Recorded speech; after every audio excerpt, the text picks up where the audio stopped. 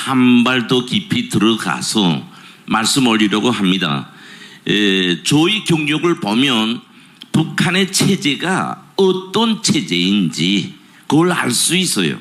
그래서 이제 제가 말하는 데 대해서 내 자랑으로 인식하지 마시고 저 속에는 북한 정치의 본질이 있구나 하는 거를 좀 이해해 주시면 좋겠습니다. 예. 그래서 저는 아시는 것처럼 2013년에 장성택 처형 사건으로 내 생명, 우리 가족의 생명을 지키기 위해서 살기 위해서 대한민국으로 왔습니다. 예. 그때 제가 올 때는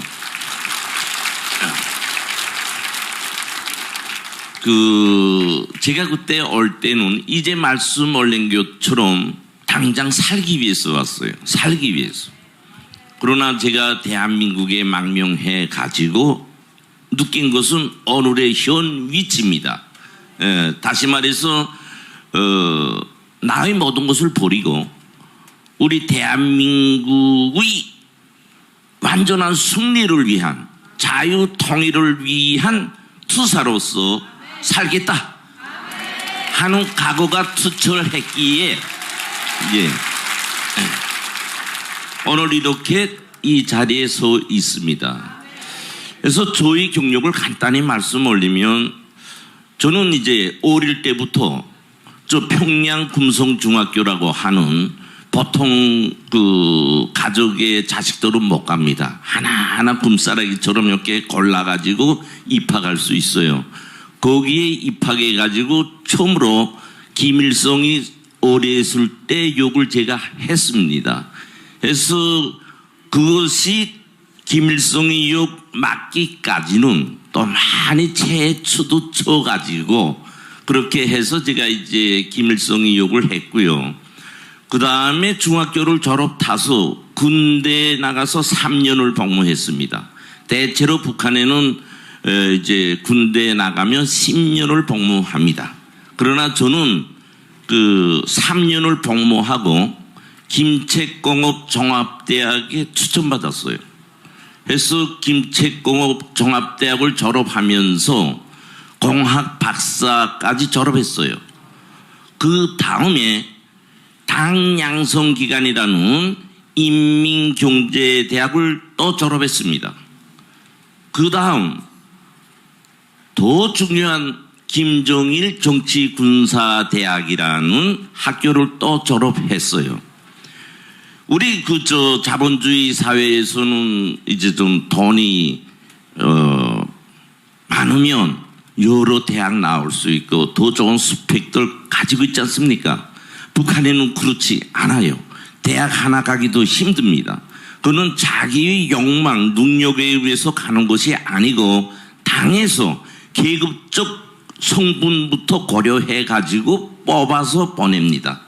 그래서 저 같은 경우에는 이렇게 세계대학 간다는 거는 사실 북한에서는 유일무이하게 오직 저 한 명이에요. 제가 이제 이런 그 학력을 갖출 수 있었던 것은 저의 그 특별한 인생의 스토리가 있어요. 그래서 제가 이게 좀 그저 우리 요담을도 말씀 올리면 김책공업종합대학 다닐 때 제가 장가를 갔는데요. 오늘은 여러분들과 친석해서 내가 개인 이제 이야기도 좀 올리려고 합니다. 예. 그래서 제가 김책공업종합대학이라고 할 때는 다 지금 김일성 종합대학을 크게 보는데요. 북한에서는 그렇지 않습니다, 사실.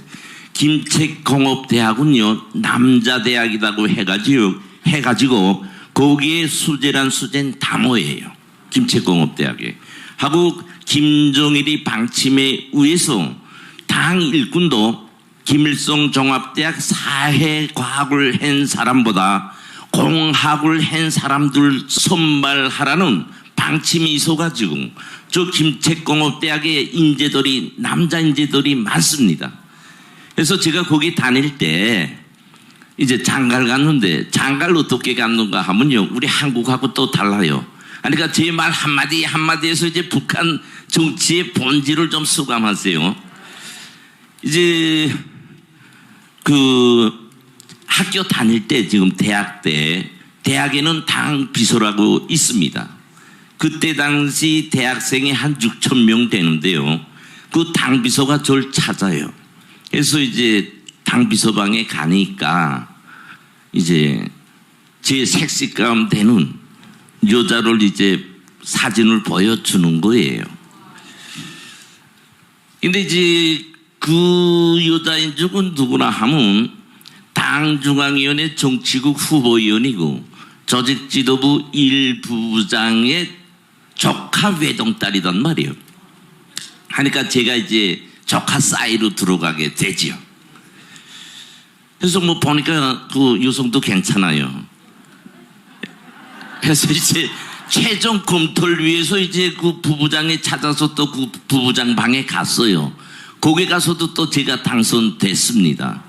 한번 제가 김책공업대학 때는 아주 인재됐어요. 별명이 별, 공부 너무 잘해서 별이라는 이제 교수들이 저한테 칭을 줬고요.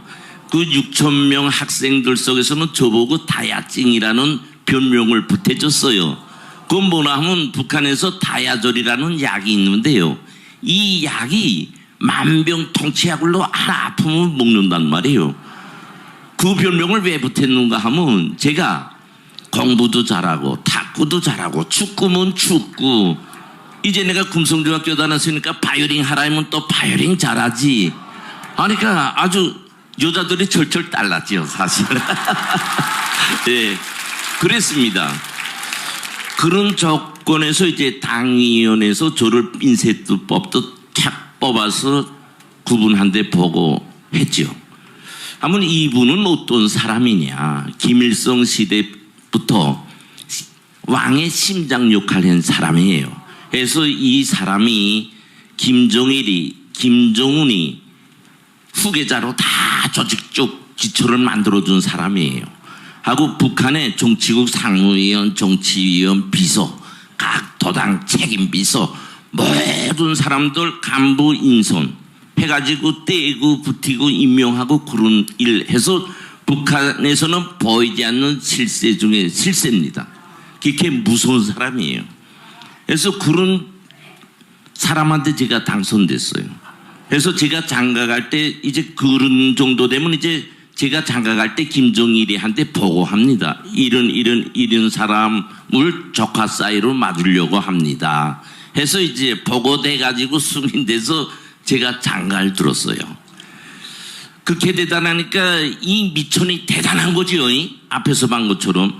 그래서 제가 이제 그분의 소개로 장성택 부장을 알게 됐습니다. 그래서 장성택 부장과 근 30년을 무슨 부하로서가 아니라 특별 관계로 이렇게 근 30년을 살 수 있었어요.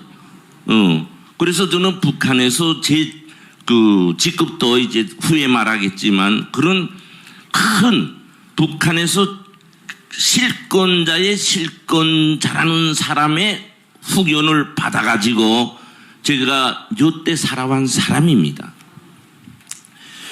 그래가지고 제가 이제 졸업을 타가지고 놈이 못 가는 앞에 말한 인민경제대학에 갔어요. 이게 어느 정도나 하면요, 전국적으로 한 반을 모집하는데요, 15명 모집해요. 하니까 그게 이제 여기 우리 한국식으로 말하면 그저 5,000대 1 정도 경쟁력이 됩니다. 거기에서 제가 당선돼 가지고 이제처럼 인민경제대학을 졸업할 수 있었어요. 인민경제대학을 졸업하고 제가 조금 더 구체적으로 말하면 평양시당위원회 조직부 부부장으로 배치되게 됐어요. 근데 제가 당에 대해서 너무 잘 알기 때문에 좀 저도 자유성이 있어서 저는 자유를 원하지요. 태생적으로. 그래서 자유를 누리고 권력을 가지려면 저 정보기관에 가야 된다. 그걸 알게 됐죠, 제가. 해서 그 조직부부장을 그만두고 당중앙위원회 대외연락부에 들어갔어요. 그게 당중앙위원회 들어가는 건 하늘의 별 따기입니다.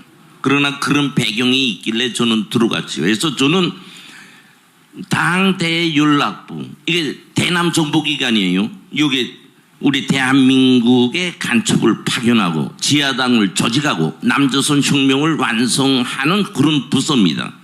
거기서 제가 6년을 근무했어요. 그 다음 당중앙위원회 작전부에서 10년 했는데요. 10년 있으면서 작전부장의 전략관을 했습니다. 전략관이라는 건 뭐냐? 부장과 김정일이 머리를 움직이는 위치예요. 그걸 말을 그저 전략관 이렇게 합니다. 그 다음에 당 35실 대외정보조사부, 여기에서 김정빈 부장의 또 전략관을 했어요. 그 다음에 정찰청국에 와서 김영철 청국장의 전략관을 제가 했습니다. 그래서 근 30년간을 북한의 모든 정보기관의 고위직에서 김정일, 김정은과 덕대를 하면서 대남 정책, 전략, 간첩, 파견, 지휘, 대미 전략, 비핵화 전략 이런 걸 이제 작성하고 집행하고 그랬습니다.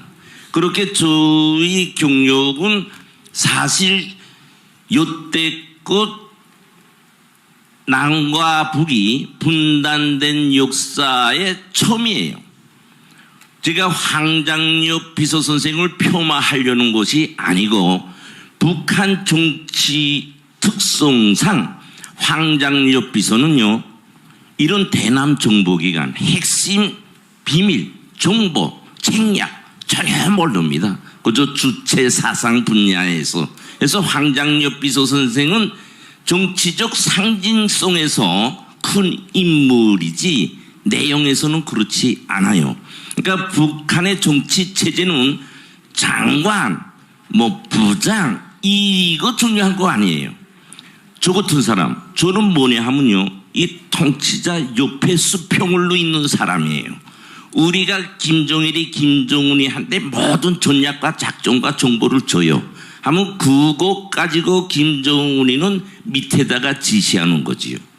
예? 알겠습니까? 북한 국가가 불량 국가고 비정상 국가라는 게 겉으로 표현되는 것뿐 아니라 구조 자체가 이렇게 우리 정상 국가처럼 투명한 나타나서 작동하는 게 아니다. 이걸 꼭 아셔야 됩니다. 예. 신뢰를 들어서 이제 대미 전략이다. 그래서 외무성이 하는 거 아니다, 그지? 외무성은 김정은이 지시 주면 그걸 집행하는 당에서 낮은 궤도 따라 걸어가는 로봇족 역할밖에 못해요. 이 내용인적인 전략은 우리가 만드는 거죠. 알겠습니까? 예. 거기서 이제 북한 체제, 제 경력을 간단히 말씀 올리면서 북한 체제라는 게 도대체 어떤 체제인지 그런 걸 알려야 됩니다. 그래서 북한에서는 그 직위 높이는 통치자와 오만큼 많이 마주 앉아서 상담하면서 전략을 짜고 만드는가 하는 이 직무가 직급의 높이예요. 그래서 사실 저는 지금 정찰총국 대자로 공개됐는데 그건 거짓이고요. 오늘 솔직히 고백하면요, 저는 당중앙위원회 부부장급 이상의 높이를 가지고 북한에서 살던 사람입니다. 오늘 처음 제가 말씀 올리겠습니다. 예. 그래서 제가 여러 차례 이제 토크에 나와서 말씀은 올렸지만 오늘처럼 좀 시간도 있고 이제는 내가 우리 여러분들에게 제 신분도 좀 더 구체적으로 말씀 올려야 되겠다는 그런 느낌이 있어서 이걸 통해서 북한 체제 본질이 뭐며, 그 다음에 제가 이 순간 뒤부터 말하는 모든 것이 그런 경지의 높이에서 보고 느끼는 진짜 아는 말을 하고 있구나 하는 제 말에 대한 믿음을 가지라고 이 말을 지금 했습니다. 예.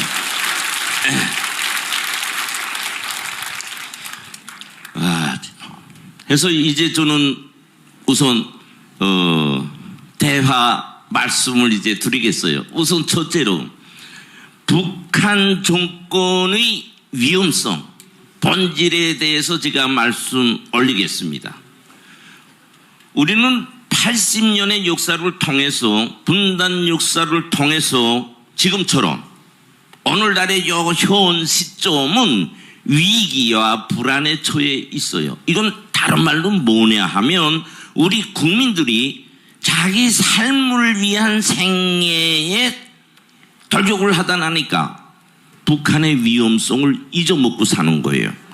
더 정확한 거는 오랜 세월 속에 같은 반복적인 말로 북한의 위협 하니까 만성이 돼가지고요.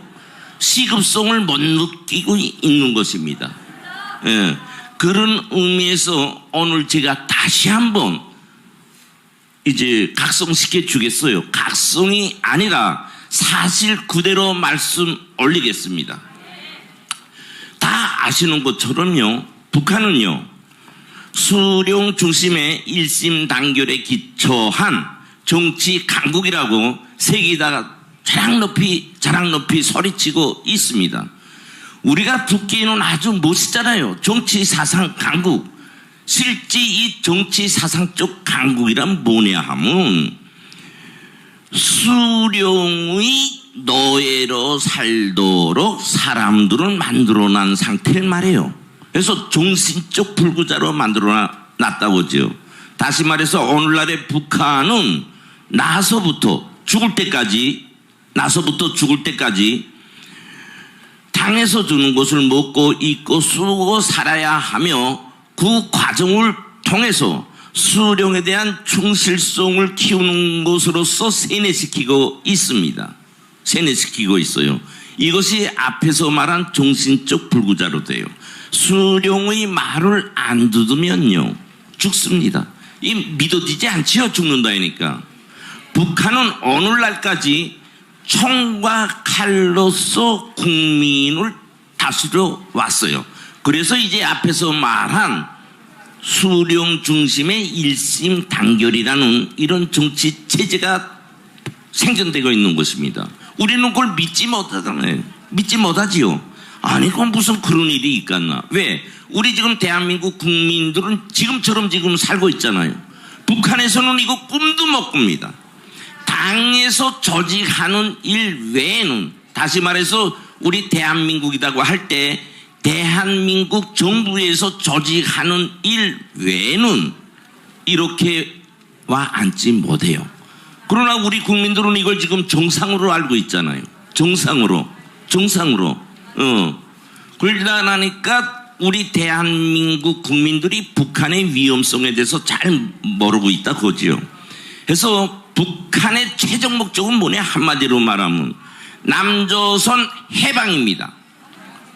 80년 동안 0.01% 변하지 않고 지금까지 목적이 남조선 해방에 있어요. 김정은이 가장 불안성이 어디에 있는가 하면요, 우리 대한민국에 있습니다. 그래서 하루빨리 대한민국을 자기 통치하에 둘 때 자기의 최종 마지막 불안이 없어지는 것으로 되어 있습니다. 그래서 80년 동안을 북한의 정보기관은 그 목표와 전략에서 절대로 변함없이 꾸준히 온갖 수단과 방법을 다해서 대남 조카를 해왔어요. 그래서 지금 다 보시는 것처럼 오늘날의 좌파는 좌파가 아닌 북한 노동당에 의해서 질들어진 불순 세력이며 북한 노동당의 전위 투사들입니다. 그렇게 잘한 거예요. 이처럼 북한은 자기 사명과 목적에서부터 남조선 해방이 최종 목적이다. 그래서 핵무력을 수십 년 동안 고집해 가지고 오늘 만들어 온 거예요. 북한의 핵무력은 뭐냐? 김정은의 핵심적 가치이고 생존의 방식이며 세습 체제의 완성을 위한 만능의 무기입니다.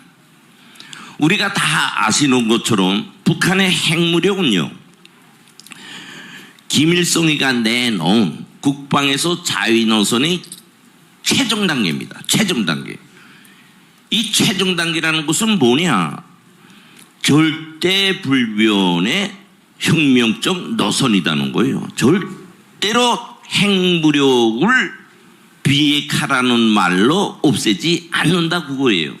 핵무력이 소멸되면 북한 정권이 소멸되는 거로 북한은 생각하고 있고, 그래서 양보 없이 저렇게 버티고 있는 것이에요. 우리가 한마디로 말하면요, 지금에까지 와서도 북한의 핵무력을 바란다면 하늘에서 별이 떨어지기를 바라는 미친 짓과 같다. 우리는 그걸 꼭 알아야 됩니다. 잠깐 뒤로 돌아가 보면 90년대 초부터 30년 동안을 미국은 북한과 비핵화를 위한 회담을 해왔어요. 응? 미국 중심으로 여러 가지 제재도 했고요. 유엔, 우리 대한민국, 일본, 저 유럽 동맹 할 것 없이 제재해 왔잖아요. 근데 결과는 어디로 씁니까? 안 됐죠.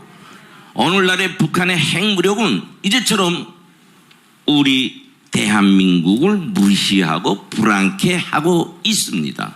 따라서 북한의 위험성의 본질은 첫째도 둘째도 그 본성이 변하지 않은 남조선 해방에 있다.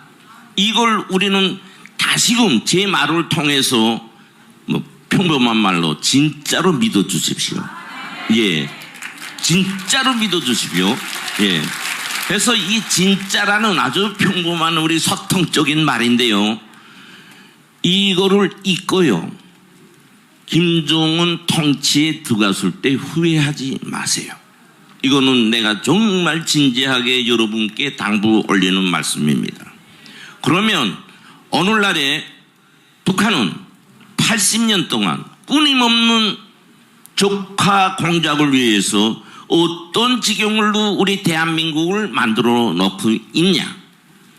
아까 우리 목사님께서 말씀하신 것처럼 오늘 우리 대한민국은 북한의 간첩의 나라로 이미 전환됐습니다. 이거 내가 우리 여러분께 위협을 주거나 공포를 주거나 북한의 위력을 높이거나 이래서가 절대로 아닙니다. 제가 그 신뢰를 몇 가지 들지요. 우선 첫째로 지금 요 시각에도요, 한 주일에 한 번씩요, 저 정찰총국으로요, 우리 대한민국의 고위 정보가 한 주일에 한 번씩 종합돼서 날아가고 있습니다. 옛날처럼 숫자로 똔똔똔똔 이렇게 안 합니다. 메일로 하는데요, 그 암호 처리 다 있고 방법이 있어요. 북한으로 아이디가 북한으로 안 돼 있어요. 저 러시아로도 돼 있고 미국으로도 돼 있고 그걸로 보내면요 거의 다 북한으로 가는 겁니다. 그렇게 돼 있어요. 응? 그렇게 돼 있다고. 두 번째로요, 또 신뢰를 들면 한 주일에 한 번씩 있지 않습니까? 우리 조중동을 비롯한 월간조선, 주간조선, 부산일보, 북한에서 발하는 출판물 자료는요, 무대기로 한 주일에 한 번씩 다 날아갑니다. 예? 다 날아가고 있다고. 근데요, 이것이 뭐 이상하나 하면요, 이게 우리 여기 여러분들이 그걸 보내려고 기면 보냅니까? 우리가 북한에서 박아놓은 간첩에 의해서, 거기에 흡수된 우리 대한민국의 간첩들에 의해서, 단체에 의해서, 조직에 의해서 날아가고 있단 말이에요. 응? 이게 쉬운 거 같지만 그만큼 튼튼한 지하혁명 조직, 운용 조직이 잘 돼 있다 그 말이에요. 또 하나 실례를 주죠. 저 DMZ 있잖아요. DMZ 38선. 거기에 가면 이제 뭐 있는가 하면 열용상 장비 카메라가 있어요. 야간에 이제 저 북한 아이들 들어오는지 안 들어오는지 우리 군이 감시해야 되잖아요. 그거 싹 들어갔어요. 기술 자료로부터 장비로부터 다 날라갔다고. 응? 해안은 더 말할 거 없고요. 그 다음에 우리 민간 생활에서 지하철도 구조, 운영 통계 이 모든 방법, 그 다음에 열핵 발전소 위치, 가스 조장 탱크 위치, 이런 우리 국민의 흔히 알 수 있는 그런 자료까지 다 날아갑니다. 그게 왜 날아가는가 하면요, 전쟁 날 때요 이제처럼 가스 조장 탱크를 폭파하고 열핵 발전소 폭파하고 이런 뭐 불구덩이 되고 마는 거예요. 통신은 다 모조리 되는 거고요. 이 정도로 지금 우리 대한민국은 북한에 족화되고 있어요. 그뿐입니까? 제가 BBC 방송에 나가서요. BBC 방송에 나가서 청와대 간첩 있다고 제가 증언하지 않았습니까? 그걸 증언하니까 뭐 청와대 또 어느 기관들에서는 제가 거짓소리 한다고 사실 무근이다고 막 공격하잖아요. 제가 재차 분석 자료를 내면서 반박하니까 요때 가만히 있습니다. 응? 요때 가만히 있어요. 제가 왜 이 말씀을 올리는가 하면요, 오늘 우리 대한민국은 청와대, 국정원, 국회, 국방부, 주요 요청 기관은 더 말할 것 없고요. 민노총을 비롯한 종교조, 사회단체들, 각종의 연구소들, 이런 데 간첩들이 쏙쏙 다 들어가 있어요. 여기서 뭘 생각해야 되나 하면요, 솔직히 80년 동안요 우리 대한민국은 많이 발전하지 않았어요. 세대도 교체 많이 됐고요. 그 다음에 이제처럼 북한의 위험성에 대해서 만성적인 생각으로부터 오직 삶을 위한 행로에만 가고 있어요. 그러니까 북한에서는 대단히 좋은 거예요. 옛날에는 우리가 간첩 파견하면요, 미라에 나면 이제 잡히면 죽을까봐 머리가 꺾어서 그랬다고. 지금은 이제 데빌라다 물어보면요, 꽃밭 주단 걷는 것 같단 말이에요. 그렇게 말해요. 왜기냐? 전혀 위험이 없는 거예요. 재필 위험이. 그하고 요게 있으면서 저 중국도 여행 가고 저 유럽도 관광 가고 북한에 있을 때보다 더 좋단 말이에요, 간첩들이. 그러니까 들어오라면 안 들어갔대. 안 들어갔대.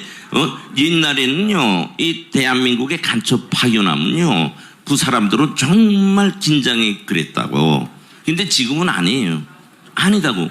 그 정도로 지금 우리 대한민국에는요, 이러저러한 명목의 간첩들이 활개치고 있어요. 활개치고 있다고. 근데 그 북한에서 직파된 간첩뿐만이 아니라 우리 대한민국 국민들이 거기에 흡수돼 가지고 간첩 임무를 수행하고 있단 말이에요. 그러다 나니까 요구하는 정보가 그저 싹싹 쉽게 들어와요. 그건 무슨 말인가 하면 사람한테 비교할 때 이 내장을 몽땅 북한에서 지금 가지고 있단 말이에요. 가지고 있단 말이에요. 내가 이거 지금 북한 그 위험성을 말하는 거지 북한에 강하다는 말을 하려고 하는 거 절대 아니니까 우리 국민들이 좀 내가 좀 귀에 좀 나쁜 말을 하면 잠에서 깨야 됩니다. 우리가 깨야 돼요.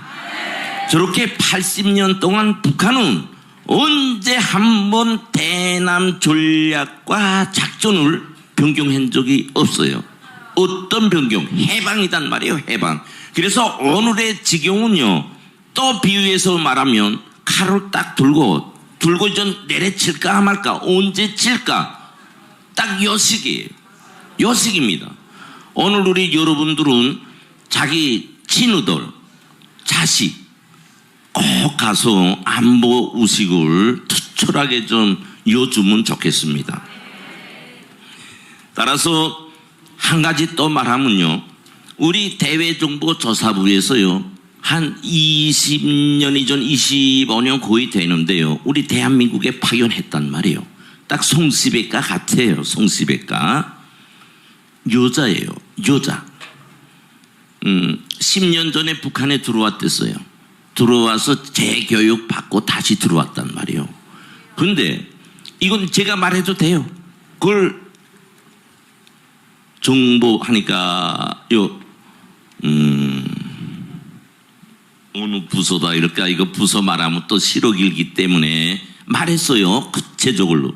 상계 안 잡고 있잖아요. 안 잡고 있잖아요. 안 잡고 있다고. 한번 생각해 보세요. 여기 전 20년 남아있단 말이에요. 20년 남아. 김은 우리 대한민국이 지연, 학연, 혈연 뭐 요게 끔찍하게 옳게 돼 있는데, 이 여성이에요. 이 여성 한 명이 얼마나 많은 대한민국의 주요 요충지에 자기 여를 심었겠는가. 한번 생각해 보세요. 여기서 제가 말하는 것은 뭐냐? 잡지 않았다는 거예요. 잡지 않았다는 거. 응? 잡지 않았다는 거예요.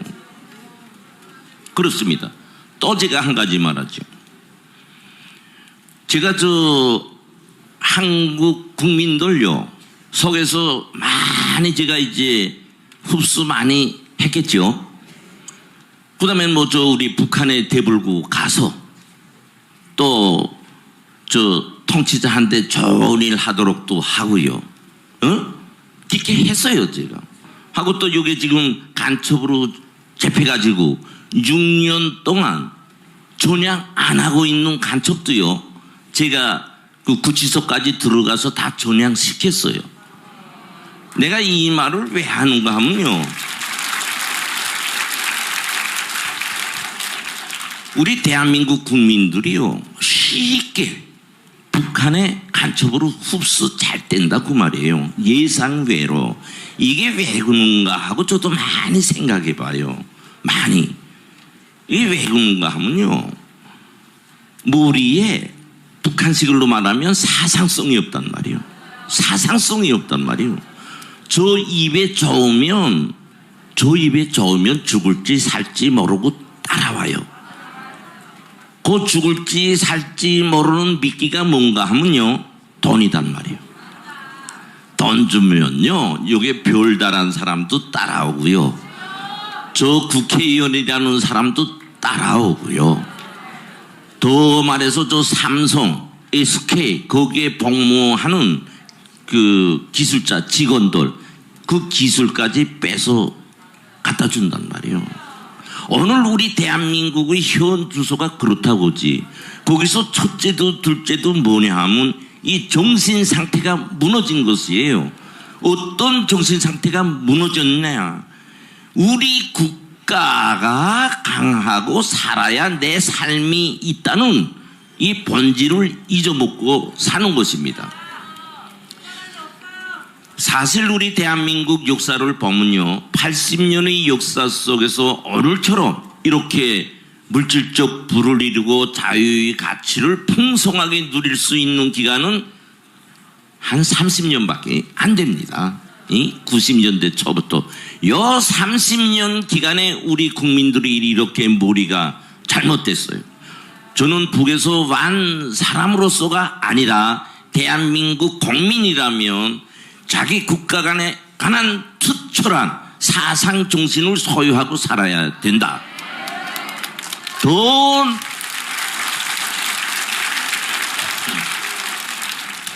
이것이 왜 더 중요한가 하면요, 앞에서 제가 자꾸 반복적으로 말씀드리는 것처럼 80년 동안 북한은요 어느 하루도 변동됨이 없이 저 3대에 걸쳐 내려오면서 최종 목적이 남조선 해방에 있기 때문이에요. 하고 그 해방이라는 목적만 가지고 있는 것이 아니라 정보기관을 통해서 이제 앞에서 말씀 올려온 것처럼 이 남조선을 허물어 버리기 위한, 대한민국을 허물어 버리기 위한 적화 공작을 끊임없이 80년 동안을 해왔습니다. 그래서 제가 말하는 것이 오늘 우리 대한민국이 겉으로 보이는 대한민국으로 생각하면 안 되며 간첩, 북한의 간첩으로 변해진 나라다, 이런 말을 제가 담대히 하는 것입니다. 이렇게 오늘 북한은 저 국민들을 정신적 불구자로 현대판 노예사회, 원시사회로 만들어 놓고 통치자의 말 한마디에 죽을지 살지 모르고 불에 띄워두는 불나비처럼 만들어 놓고 있어요. 이것은 통치로 볼 때는 인간 말종의 통치지만 우리가 북한을 주적으로 간주하고 있고 북한이 우리를 먹으려고 하고 있다는 시점으로 출발하면 우리 대한민국은 지금 대단히 위기 상태에 놓여 있다고죠. 만약 김정은이가 남침하면은요, 앞에서 말한 것처럼 불나비가 불에 뛰어들듯이 죽을지 살지 모르고 들어와요. 오늘날에 이것이 북한이 우리 대한민국에 주는 위험성입니다. 잘 먹고 잘 입고 잘 산다고, 경제가 발전했다고 우리가 이긴다, 저거는 거짓나라다, 못 먹고 못 사는 거짓나라다, 이런 우월감에 빠져 있으면 우리는 우리 스스로가 무덤에 두가는 일밖에 안 됩니다. 꼭 명심해 주시기 바랍니다.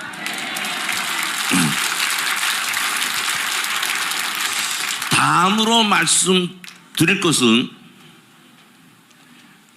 우리 대한민국의 현 주소가 하면 어떤가, 이걸 좀 말씀 올리겠어요.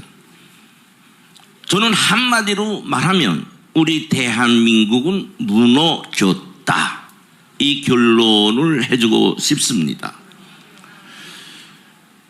죄송스럽지만 원래 우리 대한민국은 앞에서 말씀하신 것처럼 짧은 기간에 경제적 고속 성장을 이루어가지고 오늘과 같이 국민들이 아주 부유한 삶을 누리고 있고 또 자유의 가치도 풍만합니다. 그 어느 나라보다 미국도 어떤 면에서는 우리 대한민국을 부러워하고 있습니다. 저 역시 북한에서 있을 때 저 서유럽을 비롯해서 세계의 수많은 나라들 못 다녀본 나라가 없을 정도로 많이 다녀봤어요. 제가 그런 위치에서 볼 때도 우리 대한민국은 정말로 살기 좋은 나라고, 또 자유 가치가 어떤 면에서 진짜 미국보다도 더 풍만합니다. 정말 살기 좋은 나라입니다. 그런데 제가 앞에서 말한 것처럼 내가 왜 무너졌다는 이 말로서 시작하냐, 우리 국민들이 너무나도 물질 만능주의에 빠져 있고 개인 이기주의에 빠져 있고, 또 우리는 주적이 북인데요, 북을 무조건적인 대북 우월주의에 빠져 있습니다. 이것은요, 북한과 싸움하는 데서 결정적으로 치명상황을 가져올 수 있는 약점입니다. 북한에는 내가 하나 실례를 주지요. 또 북한의 비행사를 내가 한번 실례를 주겠어요. 전투 비행사들. 북한에는요, 어떤 사상을 교양하는가 하면요, 옛날에는 이제 대남 정보기관 사람들이 자폭정신, 육탄정신으로 교육했습니다. 그래서 그 사람들은요, 자기 임무 수행을 위해서 죽거나, 이게 첫째 임무예요. 그러나 오늘 북한은요, 전체 국민을 육탄 정신, 자폭 정신으로 교양하고 있어요. 누구를 위해서? 국가도 아니고 수령을 위해서 죽으라는 거예요. 근데 우리는 아이고 하지만 북한 사람들은 그걸 80년이라는 오랜 세월 속에 세뇌돼 가지고 그렇게 생각하고 있단 말이에요. 오늘 북한은 그래요. 그래서 그 사람들이 말하는 거는 수령을 위해서 총폭탄 정신을 갖자, 이렇게 돼 있죠. 그러면 우리는 어떻게 해야 됩니까? 우리는 그 사람들하고 싸우려면 우리도 그 이상의 정신을 가져야 된단 말이에요. 응? 근데 보는 것처럼 우리는 물질 만능주의, 개인주의, 오직 자기 삶을 위한 데 달리고 있어요. 사람은 살려야 되니까 100번 리에 됩니다. 더 행복하고 부유스럽게 사는 게 우리 사람의 본성 아닙니까? 그러나 그걸 하면서도 나를 먹자고 하는 숭령이보다 더한 저 북이 있으니까 이제 북에 이기기 위한 정신연마도 우리가 해야 된다, 그거예요. 예? 실질적으로 지금 북한에서는 저는 2006년도부터 이제 세대 교체로 해서 우리 대한민국의臨界점을 15년으로 잡아서 김정일이 한테 보고하고 이제 평가를 받은 그런 적도 있는데요. 서두에 이 말씀을 왜 올리는가 하면 지금 우리 대한민국은 세대 교체가 기본적으로 끝났습니다. 이제 한 10년만 지나면 정말로 깨끗한 신세대가 우리 대한민국을 점유해가지고 우리 국가를 지탱할 것입니다. 그런데 제가 우려스러운 건 있잖아요. 우리 새 세대들이 북한의 새 세대와 싸워 이길 수 있을까 없을까, 이게 꽤나 불안합니다. 내가 욕먹을 말 좀 하겠어요. 저는 근 30년을 이제 우리 대한민국을 적화하기 위해서 여기 대한민국 오기 전부터 저 바다까지 사람들 심리, 늙은 사람 심리, 중년의 심리, 젊은이들의 심리, 가정은 어떤 분위기로 돼 있고 싹 다 아는 사람이에요. 좀 모르는 사람 아닙니다. 어떻게 보면 이제 여기 앉으신 분보다 제가 더 잘할 수 있어요. 근데 내가 왜 이 말을 하는가? 솔직히 지금 우리 자라나는 세대들 있잖아요. 북한을 직시하지 않는다고 하고, 더 나쁜 것은 뭐나 하면 이 자유의 가치관을 자기의 소유물로, 자기 인생의 소유물로 생각하고 있는 거예요. 무슨 말인가? 더 정확하게 나가면 인륜의 도덕적 가치를 자유의 가치로서 덮어버리는 거예요. 실례를 들면 집에서 부모가 뭘 말도마지 하면요, 요즘에 젊은 사람들 왜 내 인권을 침해해, 왜 내 자유의 가치를 침해해, 이렇게 대둔다고. 두 번째요,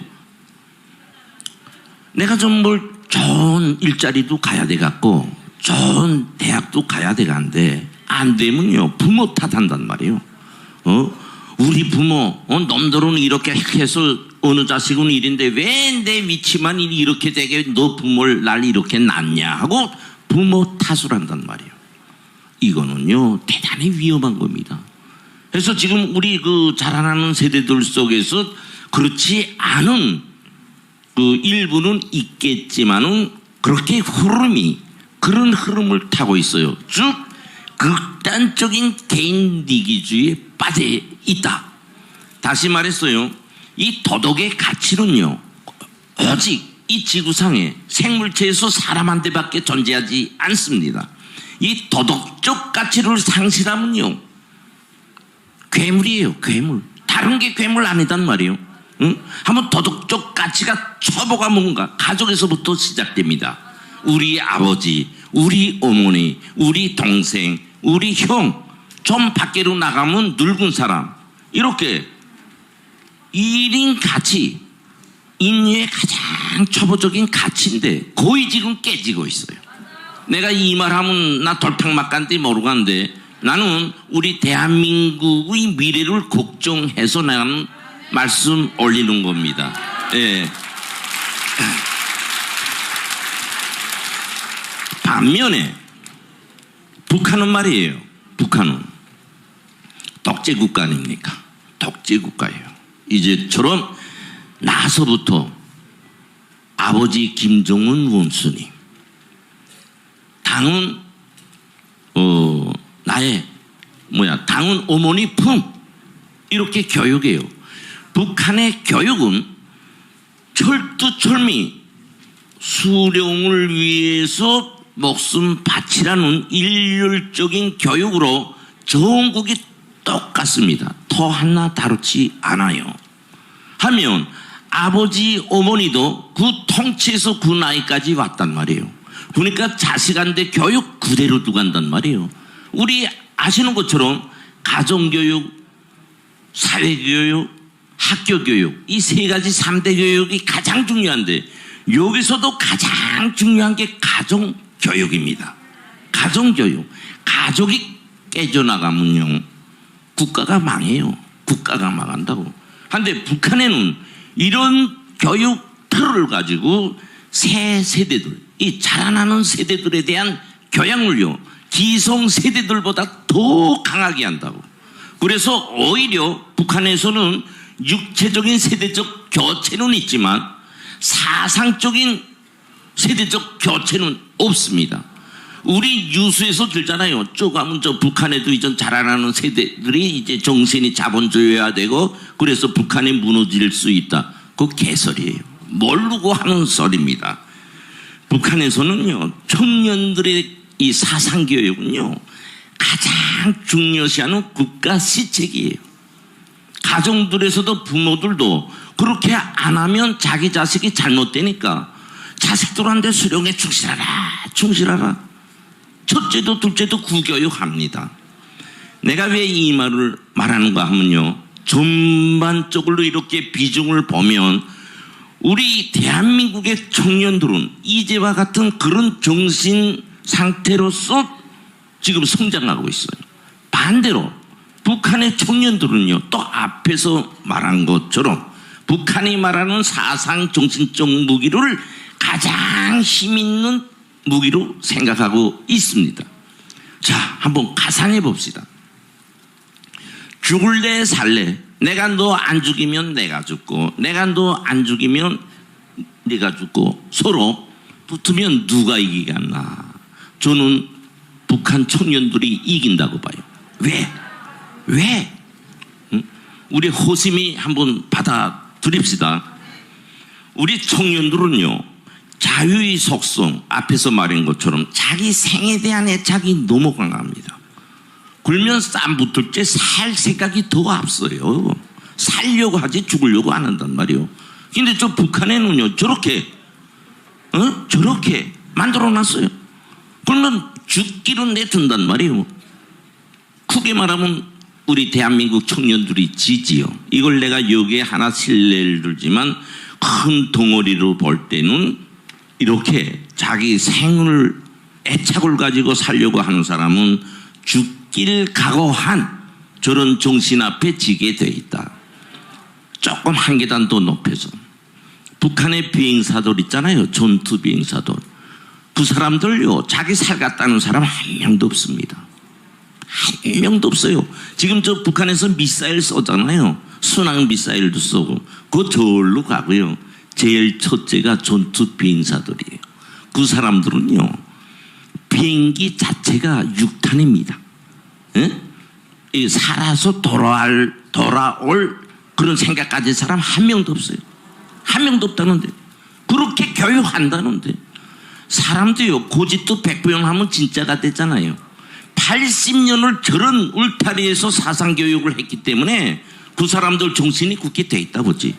굳게 돼 있다고. 이거 내 고집 아닙니다. 내가 전직을 앞에서 다 말한 게 그래서 말하는 겁니다. 저는 뭐 다른 탈북민처럼 고집 뭐 또 그렇다고 탈북민이 다 거짓하는 건 아닌데 제 말을 그대로 믿으세요. 그래서 공포를 주느라고 구는 것 아니고 우리는 제 말을 통해서 여러분이 다른 옆에 분 해서 우리 대한민국이 한번 새롭게 좀 탄생하자고요.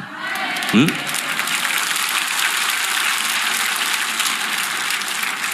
이런 괴물 같은 저 북한한데 우리가 절대로 질 수 없잖아요.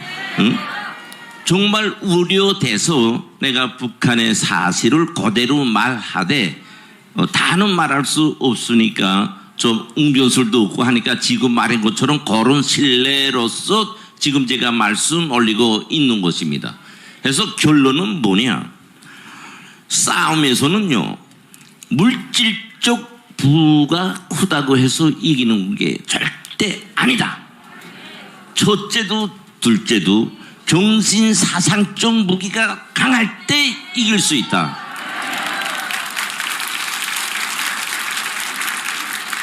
그 정신적 무기란 뭐냐? 우리 대한민국에서는 기독교 정신이에요.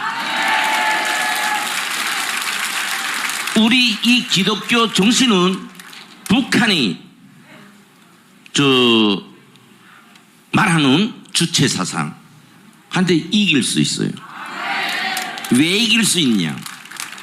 주체 사상은 사람들을 이제처럼 정신적 불구자로 만들어 가지고 수령의 세수 통치를 위한 수단이에요. 에? 그러나 우리가 추앙하는 기독교 정신은 하느님의 사상 정신으로서 인간에게는 최상의 복을 주는 사상이기 때문에 이길 수 있습니다.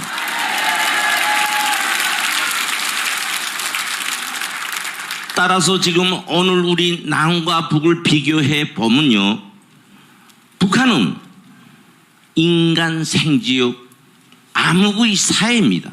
즉 생명체가 살아있지 못하는 암흑 세상이에요. 그러나 다행히 아직까지도 우리 대한민국은 우리 국민들이 숨이 쉬고 있고 생명이 존재하는 천국입니다. 천국. 그래서 우리는 반드시 북한에게 이길 수 있다는 겁니다. 예. 제가 오늘 말하고픈 건요, 대한민국이 무너졌다, 이 말을 지금 하고 있습니다. 여기서 앞에서 제가 말한 것처럼 적화됐다, 간첩화됐다, 이게 결정체는 어디에 나타나고 있냐? 그러면 제가 또 그 신뢰를 들겠습니다. 북한의 대남 적화 공작이 어느 정도로 성숙되어 있냐? 그것은 이렇게 제 말을 두드면 되겠습니다. 역대적인 김대중 좌파 대통령, 노무현, 문재인, 이 대통령 있잖아요. 우리 북한 정보 공작 기관에서 만들어난 사람들이요. 알겠습니까? 똑똑히 아세요. 응? 똑똑히 아세요. 이것을 제가 헛소리로 이렇게 말하는 거 아닙니다. 응? 우리 대남 적화는요, 박헌용이 변절로부터 우리 대한민국의 적화는 시작됐습니다. 박헌용이부터 시작된 대남 적화는 오늘날 북한의 정보기관에 의해서 완전히 점령당했죠. 아까 우리 목사님 김구 그 분에 대해서 많은 말씀 하셨는데 내가 한 가지 신뢰를 들겠습니다. 우리 좌파 정부가 리승만 대통령을 부정하고 김구를 우리 건국 대통령 마냥 지금 여론화하고 있어요. 아시는 것처럼 김구 구분은요, 상해 임시정부에서 우리 민족을 일제의 기반으로부터 해방하고 우리 민족을 독립시키기 위한 작으나 크나 활동을 했어요. 그 사람이 뭘 변절됐는가 하면요, 그 사람은 북한에 2번 가서 김일성이를 만났습니다. 2번 만났는데요. 김일성이를 만나서 2번째는요. 상해 임시정부 인장을 김일성이한테 바쳤습니다. 예? 우리 한반도, 우리 민족의 용수는 김일성입니다. 내가 하루라도 빨리 김일성 주석님을 만났으면, 그때는 그 북한 위원장이 됐죠. 만났으면 빨리 우리 한반도가 하나로 될 수 있는데 너무 죄송합니다 하고 바쳤어요. 하고 뭐라고 말했나 하면, 나 이거 통일되면 과수농장이나 하나 좀 달라, 이렇게 말했다고. 하니까 김일성이가 별 말씀 다 한다고, 그보다 더 큰 자리 주겠다고. 그하고 그 인장은 나는 국민의 지지를 받으면 됐지, 이 인장은 민족주의자들이 상징이니까 도로 가져가라 해서 안 받았어요. 이것이 이제 북한에 가면요, 자료실이라는 데 있어요. 조선노동당 314호 연락서 자료실에 들어가면 내용이 구체적으로 되어 있습니다. 근데 그것을요, 북한이 세월이 지나니까 영화까지 만들어서 내놨다고. 김일성이 한데 전향을 한, 김일성이 한데 충성을 맹세한 김구, 이렇게 돼 있어요. 근데 지금 우리 좌파들 보라요, 김구를. 앞에서 말씀 올린 것처럼. 그런데 왜 우리 대한민국 국민들은 강 건너 불보듯 하는데, 우리 보수 국민들은 더 말할 것 없고요. 역사는 사실에 기초해서 가야 되지 않습니까? 이렇게 역사가 변정돼도 됩니까? 4.13 폭동으로부터 오늘날에 이루는, 대한민국에서 일어난 모든 폭동 어떻게 위장돼 있어요? 민주화를 위한 투쟁의 결과물로 말하고 있잖아요. 왜 이렇게 우리 대한민국 국민들은 정의에 대한 열의가 끌어넘치지 못하는지 나는 안타깝습니다. 북한 보세요. 내가 오늘 북한 추려 세우는 게 아니라, 우리 얼마나 정말 이거 천당에서 지금 살고 있어요. 북한 한번 가보세요. 풀 먹기도 힘들다고, 진짜로. 우리 그 TV 나오는 거 그거로만 끝나면 안 된다는데, 그거는 보여주기식 선전선동입니다.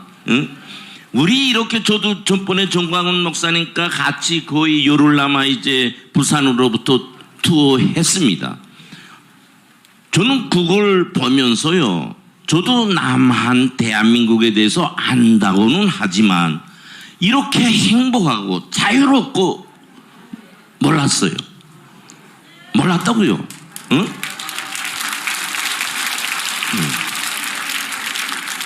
근데 거기에 비해서 이런 국가를 지키고, 이 우리 국가를 먹으려는 저 북한을 위해서 싸워야 되겠다는 정신이 왜 그렇게 안 나오는지 정말 안타까웠어요. 예? 안타까웠습니다.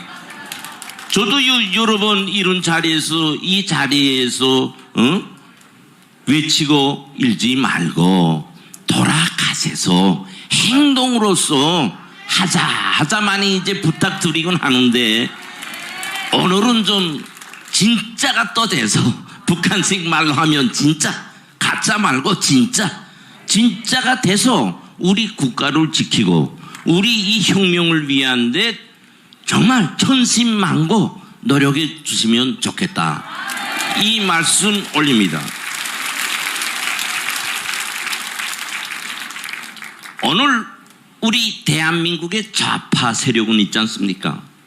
순수한 좌파, 노동운동을 위하고 인권운동을 위하고 자유를 위하고 1인 세력으로 보면 안 됩니다.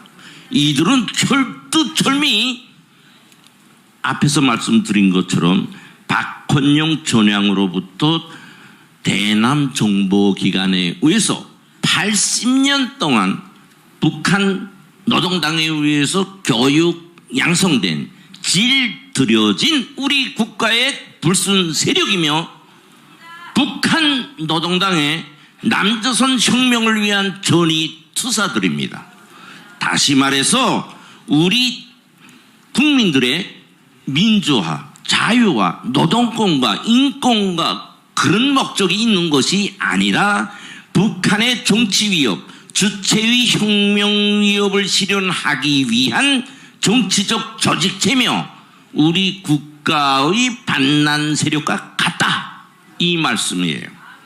이것은 제 말이 아니고 직접 제가 북한에 있으면서 이 조직을 운영해 온 사람으로서 그 내막을 말씀드리는 겁니다. 다시 한번 잘 명심해 주기 바랍니다.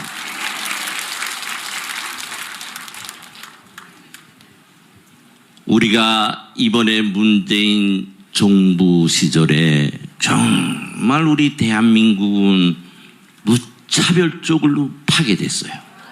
무차별적으로. 그럴 수밖에 없잖아요. 문재인이니까 간첩이니까. 응? 간첩이니까. 무참하게 우리 대한민국이 지금 파괴되어 있어요. 여기서 첫째도 둘째도 셋째도 뭐이 파괴됐냐? 좌파가 우리 대한민국의 군번을 장악했어요. 군번을. 보시는 것처럼 오늘 우리 보수 정권, 보수 당은요, 오금 못 패고요, 좌파가 지시 주는 대로 지금 따라가고 있어요. 왜 그런지 압니까? 간첩화가 됐기 때문이에요. 간첩화가. 국회의원 배지 달았다고 그 사람 우리 대한민국 국민을 위하고 국가를 위한 국회의원으로만 보면 안 됩니다. 앞에서 내가 말씀 들었지요. 그 속에 간첩이 있다고. 내가 여기서 이름 그건 돼야 좀 내가 잘못될 수 있기 때문에 안 돼요. 그건. 이제 딱 자료적으로 딱 갖다 놓고 될 때가 있다고. 그래서 그건 내가 안 되는데요. 저는 이렇게 분위기만 지금 알려주고 있는데 이 분위기 말이 거짓말에 기초한 분위기 추동이 아니다, 그겁니다. 그러면 이 지금 이런 사태, 응? 우리 대한민국을 옳게 세우고 우리 국민이 주인된 나라 되기 위해서는 어떻게 해야 될 것이냐? 저는 그렇게 생각합니다. 선제적 자유 통일을 이루고 해야 돼요.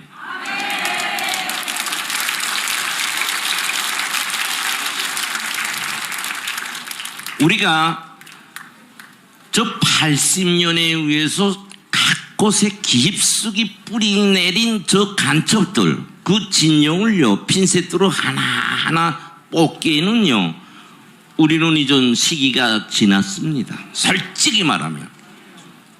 그거를 보수 정권 당이 해야 되는데요, 그 능력을 지금 상실하고 있어요. 그래서 이 자유통일을 우리가 해야 된다. 우리가 해야 된다. 우리가 해야 된다. 북한은요, 국민이 주인된 나라라고 선전선동하고 있습니다. 왜? 주체 사상이란 한마디로 사람이 모든 것의 주인이며 모든 것을 결정한다, 이렇게 해놓고 있어요. 그래서 북한에서 사람처럼 주인된, 북한 사람처럼 주인된 나라는理論상으로는 세계 그 어느 나라도 없습니다. 반면에 북한 사람들처럼 창조적 의식이 없고 자주적 의식이 없고 자유의 유전자가 상실한 사람들은 또한 세상에 없습니다. 그거는 왜 그러냐? 총과 칼로서 사람들의 이 자유 유전자 가치를 묵살시켰기 때문이에요. 따라서 오늘 우리가 이루려는 자유 통일은 이제와 같은 북한의 통치를 안 받기 위해서요. 안 받기 위해서라는 건 뭐냐? 실질적으로 우리가 누리는 것처럼 우리 국가의 주인은 우리 국민이며 우리 국가의 발전도 우리 국민에게 있으며 우리 국가의 정치도 우리 국민이 주도한다는 데 있습니다. 그러기 위해서는 자유통일을 해야 된다. 자유통일을 해야 된다. 절대로 김정은이 통치에 들어가는 날에는 그 자체가 사람은 죽습니다. 죽습니다. 제가 이거 온폰 없는 말 절대 안 해요. 특히 종교계에 복무한 사람들, 목사들은요 제일 먼저 죽여버려요. 왜냐? 주체 사상의 적은 기독교입니다. 그래서 북한에서는요 성경책 들고 다니다 잡히면요 저 정치범 수용소로 보내요. 그래서 북한에는요 이 교라는 걸 생각지도 못합니다. 북한 국민들이 뭐 하나님, 성령, 목사 이런 말 자체 몰라요. 알면은 오직 주체 사상, 장군님 방침 이런 말밖에 모릅니다. 이런 세상에서 우리가 살아야 되겠는가? 아니죠. 이런 세상에서 사는 것은 이제처럼 목숨부터 내놓을 각오를 하고 살야지요. 우리 지금 80년 동안 자유의 그 물을 먹고 자유 바람에 취해서 있는데 절대 그렇게 할 수 없어요. 근데 왜 못해? 그때 가서 우리 시위하디. 그거는요 꿈 같은 소리예요. 그거는 북한을 몰라서 하는 소리입니다. 시위가 아니라요 시의 시자를 말 못해요. 다 죽이니까 다 죽이니까. 여기 많은 사람들 있지만 창고 앞에 머리 대밀고 싸맞자고 굴령사 있습니까? 저보건대는 없을 것 같아요. 왜? 생명이 그렇게 귀하기 때문에. 그래서 좀 북한이 모조리질 하는 것 같지만 인간이라는 심리를 딱 쥐고 독재를 하고 있어요. 그래서 우리는 그렇게 되기 전에 미연에 우리는 혁명에 참가해야 됩니다.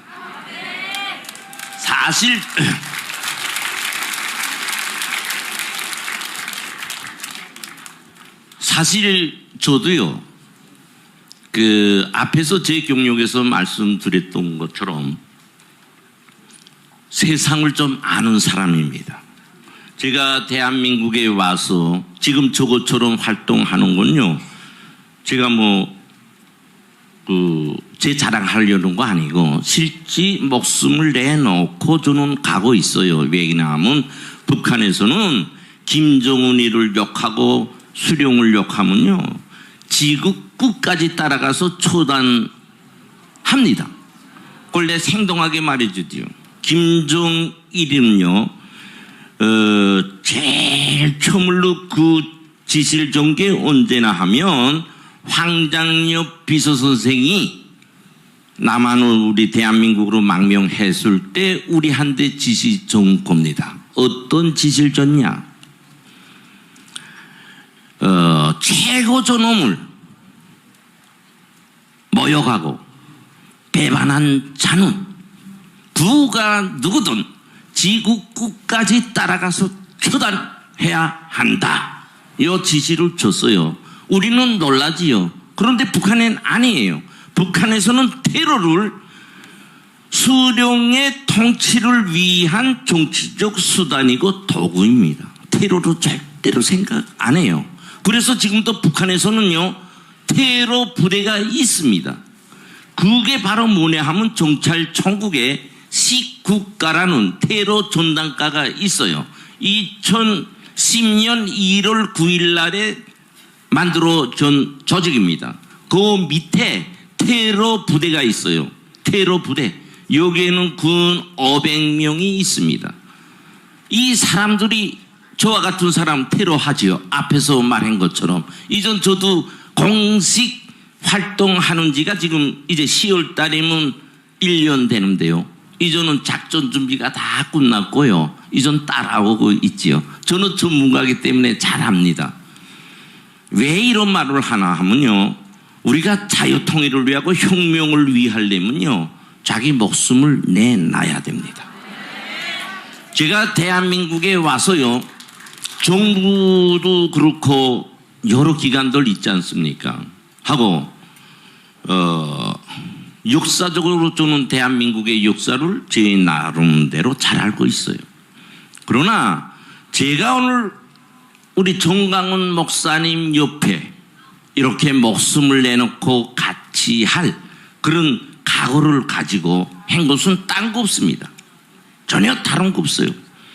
우리 대한민국 역사에 9명이나 되지요. 대통령 된 사람.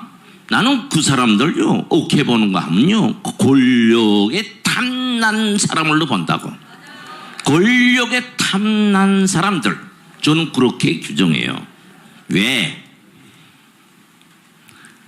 오늘까지 역사를 돌이켜보면요, 북한에요, 평화를 구걸하고 안보를 구걸하고 거기에 입맞춤 하면서 살아왔지, 북한을 해방하고 저 정체를 까내가지고 우리 대한민국 헌법에 있듯이 저 북한은 우리 영토의 일부입니다. 이 법의 가치를 실현하려고 한 대통령 없어요. 5년 자기 밥술 떴다 내놓으면 끝입니다. 그래서 우리 대한민국은 80년이지만 5년의 역사를 가지고 있어요. 5년 생겼다 없어지고 5년 생겼다 없어지고. 제가 오늘 이 자리에 정광훈 목사님과 같이 할 수 있었던 제 분석과 판단 각오는 정광훈 목사님 같은 분 제가 처음 봤어요. 뭐냐? 다른 거 다 없어요. 애국의 충정입니다. 한마디로 말하면 권력도 아니고요. 우리 목사님은요, 순수한 애국이에요. 애국의 정자는 뭐냐? 이제처럼 자유민주주의 우리 대한민국, 이거였어요. 이 국가는 우리 국민들이 집합체로서 형성되는 겁니다. 다시 말해서 우리 국민을 위한 투쟁에 목사님이 나섰기 때문에. 그래서 저는 이렇게 제 전 명예도 있고 다 있지만 싹 버리고, 솔직히 목사님 욕하는 분들 많잖아요. 그러나 저는 이 목사님의 애국 충정, 이 열정, 순수한 마음에 저는 감동이 됐고 또 그것이 옳았고, 그래서 제 적은 힘이지만 이렇게 이제 연단에 나서서 되는 말인지 모르겠지만 이렇게 좀 역설을 하고 있습니다. 예.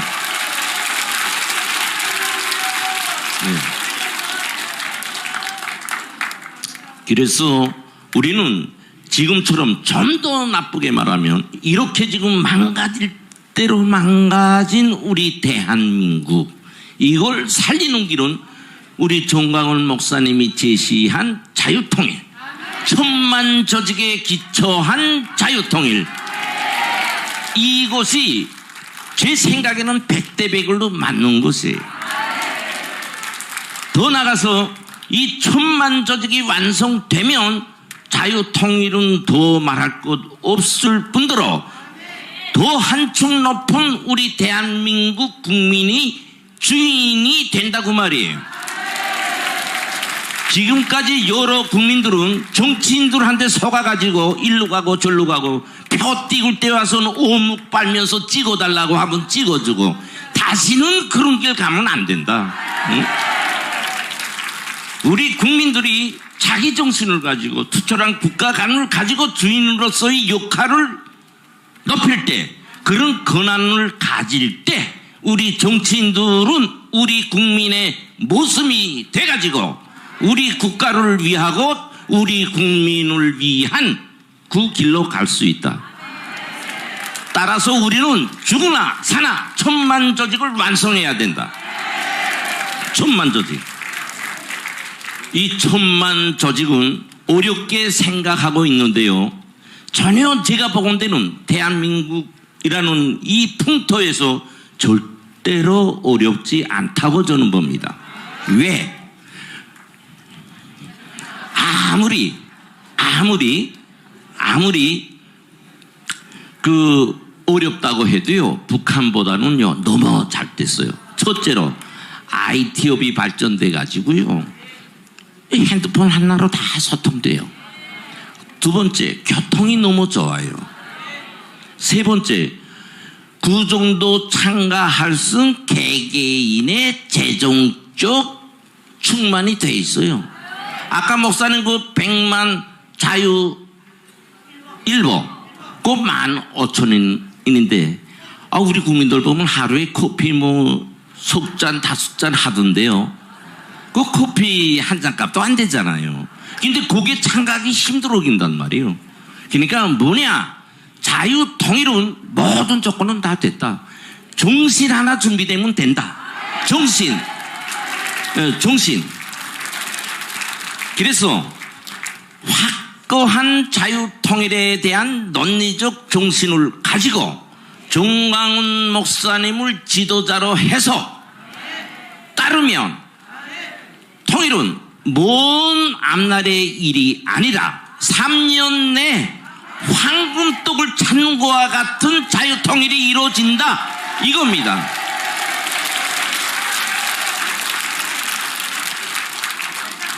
시간이 좀 다 됐기 때문에 한 10분도 있는 줄 알았는데 이제 끝나라니까 끝나겠습니다.